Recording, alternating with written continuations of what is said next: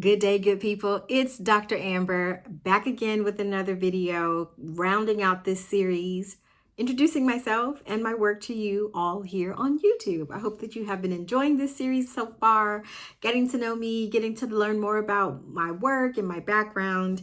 And just to complete this conversation that we're having, I want to talk to you specifically in today's video about how I got started doing what I'm doing. Whenever I do what I do, when I'm out on the road and I'm speaking and I'm leading workshops or I'm coaching or all the things, people often ask me, how did you get started doing that? Not even just because they want to do the same, but just because they're interested in my journey, and I'm happy to share. I'm one of those types of people that is never satisfied just doing one thing at one time. I'm learning how to be better at that, but over the course of my career, I've always done multiple things at once. And how it has served me is I have been able to build a career where my passion and my purpose are in alignment with my profession. That's how I like to describe it, that my passion and my purpose are in alignment with my profession. And I just love that for me.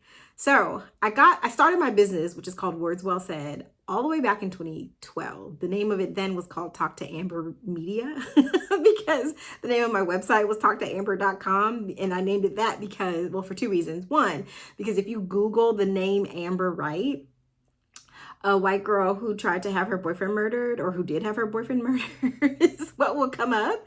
So I was like, oh, and so that was one thing. And then two, the URL for amberwright.com was taken, and Amber L. Wright, which is my middle initial, didn't feel good for a URL for a website. So I had to think of something else, and I had to be creative. And what I came up with was Talk to Amber, because most times when people had an issue with something or someone that they needed help with figuring out the words for, they would say, oh my God, I need to talk to Amber. And that's what all my friends would say when they would call me. And that's like another bonus tip here. When you think about starting a business or a career or what have you, think about the things that people tend to ask you for advice on. That generally leaves clues to what your sweet spot is. And communication, again, my way with words and my way with people have always been like my little sweet spot. So I started my business by, I was a blogger for a long time. I've been sharing content on the internet since 2007. My very first blog was on Blogspot all the way back in 2007. And I just was blogging about my life. I thought it was fun and was interesting to do.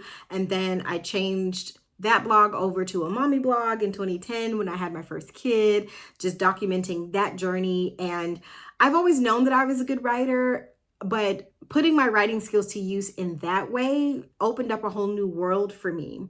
And I started going to blogger related events, and I went to this conference in 2014 called Blogalicious.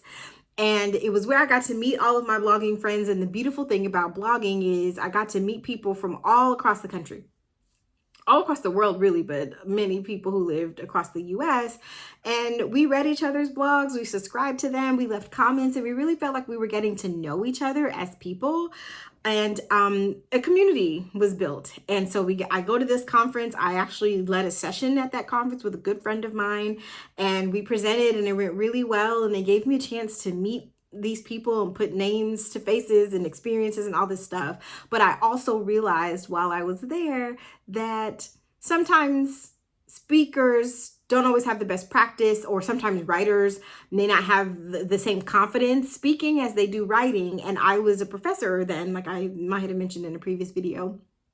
And I was like, oh, I'm like coaching people in the hallway. I'm giving them tips. I'm giving them guidance. And I realized, I think this is how I want to show up for this community and how I want to serve this community, because the number one rule of entrepreneurship is to find a need and fill it. And the need there was coaching on how to become better speakers. And that was how I decided to show up. And that's how I got my start as a public speaking coach for bloggers. My very first business was an event planning business. I planned my wedding. My husband and I planned the wedding by ourselves. And that was just such a phenomenal experience for me. It was the first time where I felt like I could apply all of my natural gifts all at once. And I started a business, but it was short-lived because then I started grad school. Because again, like I told you, I like to do multiple things at once.